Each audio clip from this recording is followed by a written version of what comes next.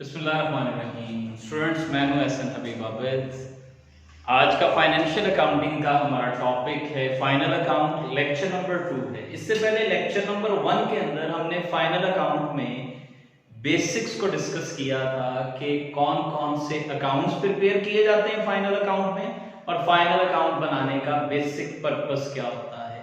आज के इस लेक्चर के अंदर हमने डिस्कस करना है फाइनल अकाउंट में जो ट्रेडिंग अकाउंट बनता है उसका फॉर्मेट क्या है और डायरेक्ट एक्सपेंसेस कौन कौन से होते हैं जो ट्रेडिंग अकाउंट में लिखे जाते हैं। डायरेक्ट इनकम्स को डिस्कस करना है और साथ हमने डिस्कस ये करना है कि प्रॉफिट एंड लॉस अकाउंट का फॉर्मेट क्या है और indirect expenses profit and loss account में कौन से इनडायरेक्ट एक्सपेंसेस हैं जिन्हें प्रॉफिट एंड लॉस अकाउंट के अंदर लिखा जाता है।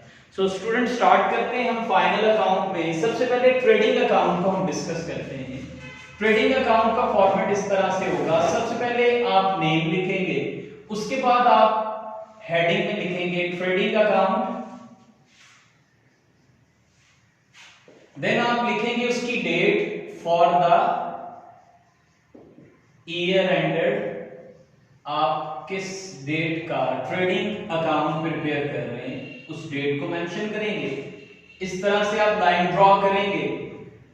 यहां पर इस साइड पर आप एक कॉलम रुपीस का और एक इस तरफ कॉलम रुपीस का ड्रॉ करते हैं। स्टार्ट आपने करना है ओपनिंग स्टॉक से। यहां आप ओपनिंग स्टॉक सबसे पहले लिखेंगे। ओपनिंग स्टॉक क्या है उसको हम डिस्कस कर लेते हैं। ओपनिंग स्टॉक स्टूडेंट्स, जब भी किसी चीज को मैन्युफैक्चर करने का प्रोसेस शुरू होता है तो आपको रॉ मटेरियल रिक्वायर्ड होता है। रॉ मटेरियल, एक एग्जांपल हम लेते हैं कि लेट्स सपोज मुझे चेयर्स बनाने का ऑर्डर मिलता है, तो उन चेयर्स को बनाने के लिए सबसे पहले मैं लकड़ी खरीद कर लेकर आऊंगा। उस लकड़ी से चेयर्स बनाऊंगा और पॉसिबिलिटीज हैं कि हो सकता है कि चेयर्स बनाने के बाद कुछ लकड़ियां मेरे पास बच जाए, तो मैं उनको अपने स्टोर के अंदर सेव कर लूंगा। अगले साल जब दोबारा मुझे चेयर्स बनाने का ऑर्डर मिलेगा तो मैं क्या करूंगा, जो पिछले साल का स्टॉक मेरे पास बचा हुआ था सबसे पहले मैन्युफैक्चरिंग के अंदर उस स्टॉक को इस्तेमाल करूंगा। पिछले साल का वो कंसीडर हुआ था क्लोजिंग स्टॉक, इस साल का वो कंसीडर होगा ओपनिंग स्टॉक। तो ट्रेडिंग अकाउंट की डेबिट साइड पर सबसे पहले आपने ओपनिंग स्टॉक को लिखना है। उसके बाद आपने यहां पर परचेजेस को लिखना है। जाहिर सी बात है, आपको रॉ मटेरियल चाहिए तो पिछले साल का सिर्फ ओपनिंग स्टॉक जो बचा हुआ था सिर्फ उसी से आपकी मैन्युफैक्चरिंग मुकम्मल नहीं होगी, आपको और भी मटेरियल रिक्वायर्ड होगा, तो आप फर्दर मटेरियल को परचेज यहां से करेंगे। अगर परचेज किए हुए मटेरियल में से कुछ डिफेक्टिव निकल आता है तो आप उस परचेजेस रिटर्न्स को इसमें से माइनस कर देंगे। ये आपके पास नेट रॉ मटेरियल की परचेजेस आ जाएंगी। तो ट्रेडिंग अकाउंट की डेबिट साइड पर आपने हमेशा ओपनिंग स्टॉक और उसके बाद परचेजेस उसमें से लेस रिटर्न्स को करना है। उसके बाद हम यहां पर लिखते हैं, हेडिंग देते हैं डायरेक्ट एक्सपेंसेस। डायरेक्ट एक्सपेंसेस की हेडिंग देंगे। ये हमने सीखना भी है कि डायरेक्ट एक्सपेंसेस क्या होते हैं। तो ट्रेडिंग अकाउंट की डेबिट साइड पर फिर डायरेक्ट एक्सपेंसेस आप यहां पर लिखेंगे, लाइक वेजेस हैं, ठीक है, कैरेज है, कार्टेज है, फ्रेट, इसी तरह ऑक्ट्रा ड्यूटी है,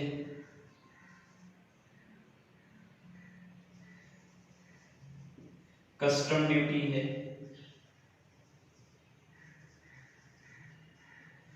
फिर इसी तरह मोटिव पावर है, ईंधन जो इस्तेमाल करते हैं आप, फिर इसी तरह फैक्ट्री रेंट, फैक्ट्री टैक्सेस,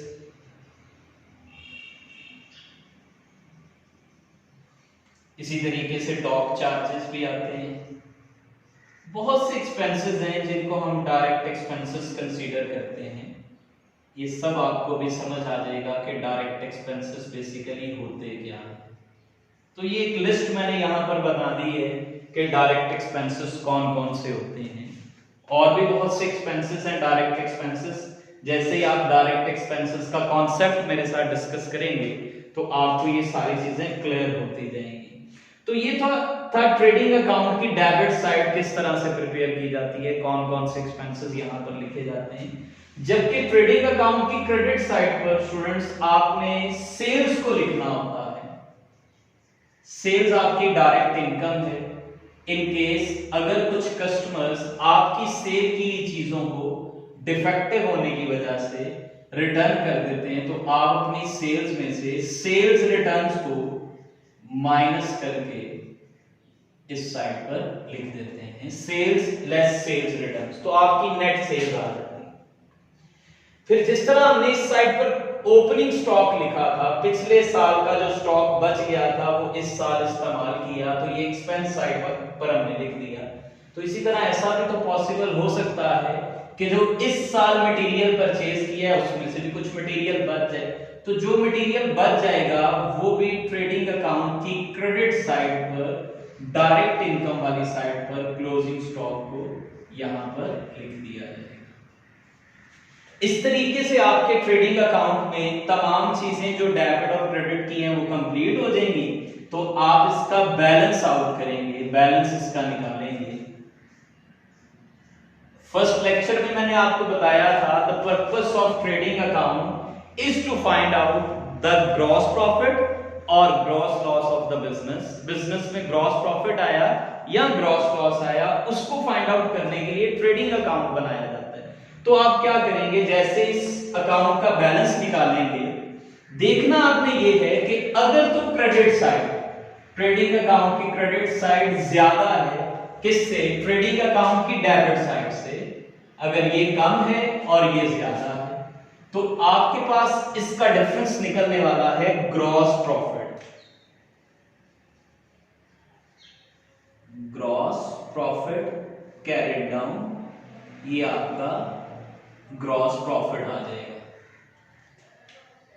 और अगर आपकी डेबिट साइड जिसमें आपने एक्सपेंसेस लिखे हुए हैं ये ज्यादा होगी क्रेडिट साइड से, तो फिर आपके पास आएगा ग्रॉस लॉस कैरिड डाउन। तो इस तरीके से आपका ट्रेडिंग अकाउंट मुकम्मल हो जाएगा। स्टिल मैं अभी आपको बता रहा हूं कि हमने ये सीखना है कि डायरेक्ट एक्सपेंसेस किसको कहते हैं, तो ये सारी चीजें आपको क्लियर हो जाएंगी। इसके बाद जो नेक्स्ट अकाउंट बनता है वो है हमारे पास प्रॉफिट एंड लॉस अकाउंट। अगर उसके फॉर्मेट को मैं देखूं तो इसी तरीके से आपने सबसे पहले मिस्टर डैश नेम लिखना है, उसके बाद आपने प्रॉफिट एंड लॉस अकाउंट, फिर आपने date same for the year ended, आपने डेट लिखनी है और फॉर्मेट उसी तरह से बनेगा। लाइन ड्रॉ करेंगे आप, इस तरफ एक रुपीस का कॉलम और एक इस तरफ रुपीस का कॉलम आप ड्रॉ कर देंगे। तो फर्स्ट लेक्चर में मैंने आपको बताया था कि ट्रेडिंग अकाउंट में जो आप बैलेंस फाइंड आउट करते हैं या वो ग्रॉस प्रॉफिट होता है या वो क्या होगा, ग्रॉस लॉस होगा। इस ग्रॉस लॉस या ग्रॉस प्रॉफिट को आगे आपने ट्रांसफर करना होता है प्रॉफिट एंड लॉस अकाउंट के अंदर। तो प्रॉफिट एंड लॉस अकाउंट में स्टूडेंट्स अगेन दो साइड्स हैं, एक डेबिट है और एक क्या है, क्रेडिट साइड है। अगर तो ट्रेडिंग अकाउंट में आपका ग्रॉस प्रॉफिट आता है तो वो आपकी इनकम को शो करेगा। आपने उस ग्रॉस प्रॉफिट को प्रॉफिट एंड लॉस अकाउंट की क्रेडिट साइड पर यहां पर आपने ब्रॉट डाउन कर देना है, ग्रॉस प्रॉफिट ब्रॉट डाउन यहां लिख देंगे आप। इन केस अगर ग्रॉस प्रॉफिट की जगह ग्रॉस लॉस आता है तो आपने इस ग्रॉस लॉस को प्रॉफिट एंड लॉस अकाउंट की डेबिट साइड पर, क्योंकि ये आपका एक्सपेंस है, तो आपने ग्रॉस लॉस को इस साइड पर डेबिट साइड पर लिख देना। तो प्रॉफिट एंड लॉस अकाउंट शुरू किससे करेंगे? या ग्रॉस प्रॉफिट से या ग्रॉस लॉस से स्टार्ट किया जाता है। उसके बाद इसमें कौन से एक्सपेंसेस लिखे जाते हैं? फर्स्ट लेक्चर में हम लोगों ने डिस्कस किया था, यहां पर आप लिखेंगे इनडायरेक्ट एक्सपेंसेस। ये क्या होते हैं? अगेन मैं एरो दे देता हूं ताकि याद रहे कि इन दोनों का डिफरेंस हमने देखना है कि डायरेक्ट एक्सपेंसेस कौन से हैं और इनडायरेक्ट एक्सपेंसेस कौन से हैं। यहां आपने इनडायरेक्ट एक्सपेंसेस लिखने हैं, जबकि प्रॉफिट एंड लॉस अकाउंट की क्रेडिट साइड पे आपको यहां इनडायरेक्ट इनकम्स लिखना होती है। तो ये भी हमने देखनी है इनडायरेक्ट इनकम्स कौन सी हैं। तो प्रॉफिट एंड लॉस अकाउंट की डेबिट साइड में जो इनडायरेक्ट एक्सपेंस आते हैं उनमें सबसे पहले सैलरीज हैं, सैलरीज हम लिखेंगे। इसके अलावा ऑफिस रेंट लिखेंगे, ठीक है जी। इसी तरह एडवर्टीजमेंट वो हम यहां पर लिखेंगे। इसी तरह से इंश्योरेंस, बहुत से एक्सपेंस है इनडायरेक्ट एक्सपेंस। अगर हम एक एक नाम को याद करें तो ये मुश्किल हो जाएगा। अगर कॉन्सेप्ट जहन में होगा जो अभी हम डिस्कस करेंगे तो आपके लिए ये एक्सपेंसेस की लिस्ट को जहन में रखना बहुत आसान हो जाएगा। तो इंश्योरेंस यहां पर लिखेंगे। इसी तरह बैड डेट्स भी हो सकते हैं, वो यहां हम लिख देंगे। फिर इसी तरह से पोस्टेज, टेलीग्राम, ये हो सकता है पोस्टेज एंड टेलीग्राम, वो यहां पर लिख देंगे हम। इसी तरीके से डेप्रिसिएशन है वो यहां लिखी जा सकती है। फिर इसी तरह से डिस्काउंट अलाउड,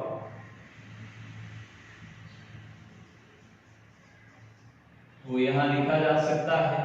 फिर इसी तरह कैरेज आउट, इसमें भी हम डिस्कस करेंगे डिफरेंस को। कैरेज आउट, जबकि हमने वहां कैरेज इन लिखा था, ये कैरेज आउट है। कार्टेज लिखेंगे, ठीक है। इसी तरह जो है वो फ्रेट आउट लिखेंगे। तो स्टूडेंट्स डिफरेंट इनडायरेक्ट एक्सपेंसेस होते हैं। मैंने चंद एक एक्सपेंसेस को यहां लिस्ट आउट किया है, बट कीप इन माइंड, याद तभी ये एक्सपेंसेस आपको होंगे जब मैं आपको ये बताऊंगा कि डायरेक्ट एक्सपेंसेस कौन से हैं और इनडायरेक्ट एक्सपेंसेस कौन से हैं, वो हमने डिस्कस करना है। तो स्टूडेंट्स इस साइड पर हम इनडायरेक्ट इनकम्स लिखेंगे। इनडायरेक्ट इनकम्स में कौन कौन सी इनकम्स आएंगी? डिस्काउंट रिसीव आ जाएगा,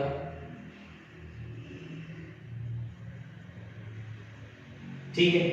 इसी तरह कमीशन रिसीव आ जाएगी,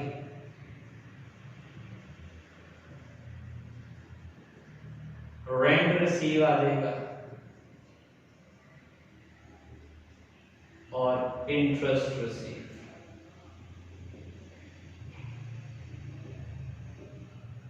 तो ये इनडायरेक्ट इनकम्स यहां पर आ जाएगी। तो होगा क्या कि जब हम तमाम इनकम और एक्सपेंसेस को यहां पर लिस्ट आउट कर लेंगे, लिख लेंगे, तो क्या होगा? हमें अगेन इसका बैलेंस आउट करना पड़ेगा, बैलेंस देखना पड़ेगा। इस तरीके से आप बैलेंस इसका निकालेंगे। फिर अगेन आपने यही देखना है कि अगर तो क्रेडिट साइड ज्यादा है तो आपके पास अब आएगा नेट प्रॉफिट।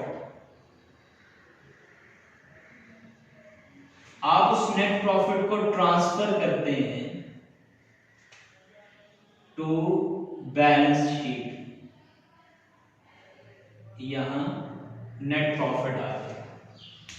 और इन केस अगर आपकी डेबिट साइड जो कि एक्सपेंस है आपका, ये वाली डेबिट साइड ये ज्यादा हो जाती है, तो फिर आपके पास इस तरफ बैलेंस निकलेगा net loss. Transfer to balance sheet.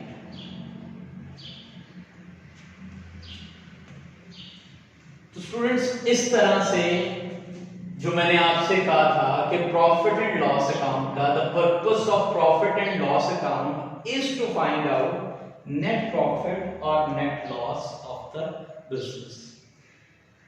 तो ये पर्पस है प्रॉफिट एंड लॉस अकाउंट को बनाने का, उसका फॉर्मेट भी आपके सामने आ गया। अब मैंने आपसे ये कहा था कि हमने ये डिस्कस करना है कि डायरेक्ट एक्सपेंसेस क्या हैं और इनडायरेक्ट एक्सपेंसेस क्या हैं। अब आपने ज्यादा केयरफुल होकर चीजों को अंडरस्टैंड करना है क्योंकि अब बात कॉन्सेप्ट पर आ गई है। तो देखिए ट्रेडिंग अकाउंट और उसके बाद प्रॉफिट एंड लॉस अकाउंट। आपको याद है कि स्टार्ट वाले लेक्चर में हमने ये डिस्कस किया था कि ट्रेडिंग अकाउंट में कौन कौन से एक्सपेंसेस लिखे जाते हैं, डायरेक्ट एक्सपेंसेस, और प्रॉफिट एंड लॉस अकाउंट के अंदर कौन से एक्सपेंसेस लिखे जाते हैं, इनडायरेक्ट एक्सपेंसेस। बेसिकली इन एक्सपेंसेस को कैटेगराइज क्यों किया गया है, उसकी रीजन ये है कि जब भी मैंने या आपने किसी ने भी कोई बिजनेस शुरू करना है तो उस बिजनेस में सबसे पहला प्रोसेस क्या होता है कि हमने क्या चीज बनानी है और कहां पर बेचनी है। फर्ज करें अगर मैं ये एक मार्कर ही मैन्युफैक्चर करना चाहता हूं और इसे मार्केट में सेल करना चाहता हूं तो मुझे दो डिपार्टमेंट्स में काम करना पड़ेगा। पहला डिपार्टमेंट जो इस मार्कर को मैन्युफैक्चर करेगा और दूसरा डिपार्टमेंट जो इस मार्कर को क्या करेगा, सेल करेगा। तो अगर मैं एक डायग्राम के थ्रू आपके साथ डिस्कस करूं तो ज्यादा आपके लिए अंडरस्टैंडेबल हो जाएगा। यहां पर मैं डिस्कस करता हूं। सबसे पहले आपका काम क्या है कि आपने चीजों को मैन्युफैक्चर करना है। मैन्युफैक्चर करना है, बनाना है उन चीजों को बनाने के लिए आपको रॉ मटेरियल की जरूरत होती है। मैन्युफैक्चर करना है, मैन्युफैक्चर करना है रॉ मटेरियल को मैन्युफैक्चर करके गुड्स में, फिनिश गुड्स में कन्वर्ट करना है। तो आप मैन्युफैक्चरिंग के लिए क्या करते हैं, फैक्ट्री में चीजों को मैन्युफैक्चर करते हैं। अब ये वाला प्रोसेस मैन्युफैक्चरिंग का कहां पर होता है, फैक्ट्री में होता है। लेकिन प्रोसेस स्टार्ट कहां से होगा, सबसे पहले आपको रॉ मटेरियल की जरूरत होगी। रॉ मटेरियल को परचेज करेंगे आप और मैन्युफैक्चर करने के लिए कहां लेकर आएंगे, फैक्ट्री में लेकर आएंगे। ऐसे ही स्टूडेंट्स, जब आप मटेरियल परचेज करेंगे तो आप उस मटेरियल को, रॉ मटेरियल को मैन्युफैक्चर करने के लिए कहां पर लेकर आएंगे, फैक्ट्री में लेकर आएंगे। तो क्या होगा, आप उस मटेरियल को जब फैक्ट्री में लेकर आएंगे तो आपको मुख्तलिफ तरह के एक्सपेंसेस करने पड़ेंगे उस रॉ मटेरियल को फैक्ट्री में लाने पर, और फिर फैक्ट्री में उस मटेरियल के ऊपर मतलब प्रोसेस करने के लिए, उसको मैन्युफैक्चर करने के लिए आपको मुख्तलिफ एक्सपेंसेस करने पड़ते हैं। तो ये वाला जो एरिया है रॉ मटेरियल परचेज करके मैन्युफैक्चरिंग के लिए फैक्ट्री तक लेकर आना, यहां पर आप जितने भी एक्सपेंसेस कर रहे हैं वो आपके कौन से एक्सपेंसेस हैं, डायरेक्ट एक्सपेंसेस हैं। मतलब आपने क्या किया, रॉ मटेरियल परचेज किया, तो रॉ मटेरियल परचेज करके आप उसे फैक्ट्री में लेकर आएंगे। तो जब आप रॉ मटेरियल को परचेज करके फैक्ट्री में लेकर आएंगे तो स्टूडेंट्स इस तरफ फोकस कीजिएगा। आप उस रॉ मटेरियल को किसी गाड़ी पर, किसी रेड़े पर आप उस मटेरियल को परचेज करके लाएंगे।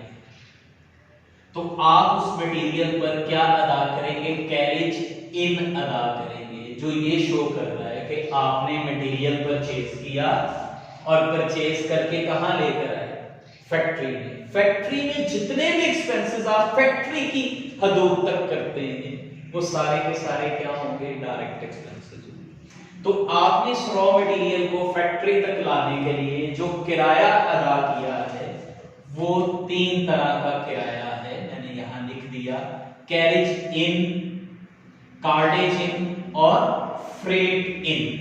ये आपके डायरेक्ट एक्सपेंसेस होंगे, क्योंकि ये एक्सपेंसेस किस पर किए गए हैं, परचेजेस पर।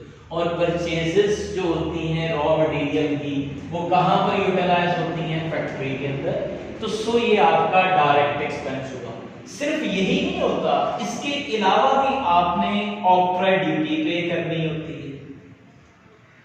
आप बाय रोड चीजों को लेकर आते हैं, आप उसके टैक्सेस अदा करते हैं, ऑक्ट्राय अदा करते हैं। बाय एयर लेकर आते हैं, कस्टम अदा करते हैं, क्लियरिंग चार्जेस अदा करते हैं। इसी तरह वहां पर चीजों को मैन्युफैक्चर करने के लिए, फैक्ट्री में मैन्युफैक्चरिंग करने के लिए आप मुख्तलिफ तरह का ईंधन इस्तेमाल करते हैं, मोटिव पावर ईंधन।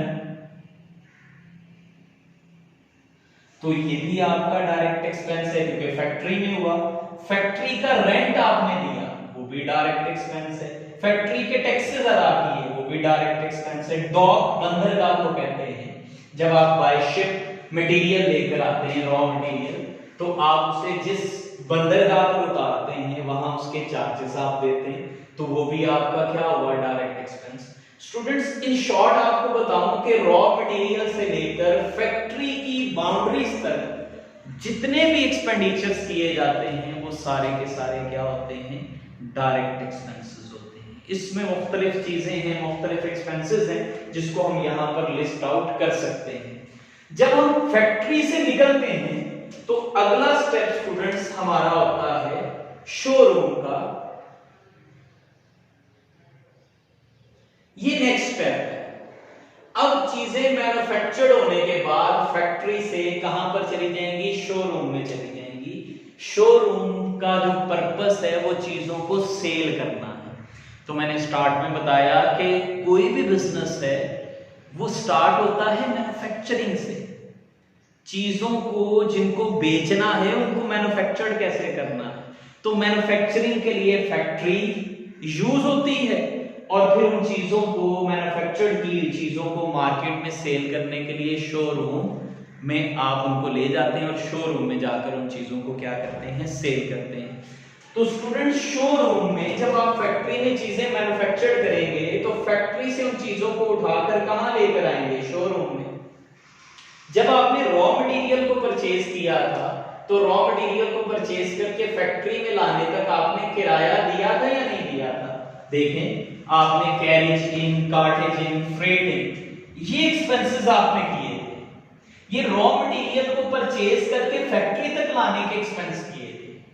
तो जैसे ही आप उन चीजों को मैन्युफैक्चर कर लेंगे तो मैन्युफैक्चर करने के बाद आपने कहां लेकर जाएंगे, शोरूम में। तो क्या शोरूम तक ले जाने पर आप किराया अदा नहीं करेंगे उसका। तो जब आप फैक्ट्री से बनी हुई चीजों को उठाकर शोरूम में लेकर जाएंगे तो जो आप किराया देंगे वो मैंने दोबारा यहां पर लिख दिया है प्रॉफिट एंड लॉस अकाउंट के अंदर। ये वो किराया है जिसके आगे carriage out, cartage out, freight out लिखा होगा, ये वो किराया है। तो जो एक्सपेंसेस आप फैक्ट्री के बाद चीजों को सेल करने के लिए शोरूम के अंदर जितने भी एक्सपेंडिचर्स करेंगे वो सारे के सारे एक्सपेंडिचर्स स्टूडेंट्स आपके इनडायरेक्ट एक्सपेंसेस होंगे।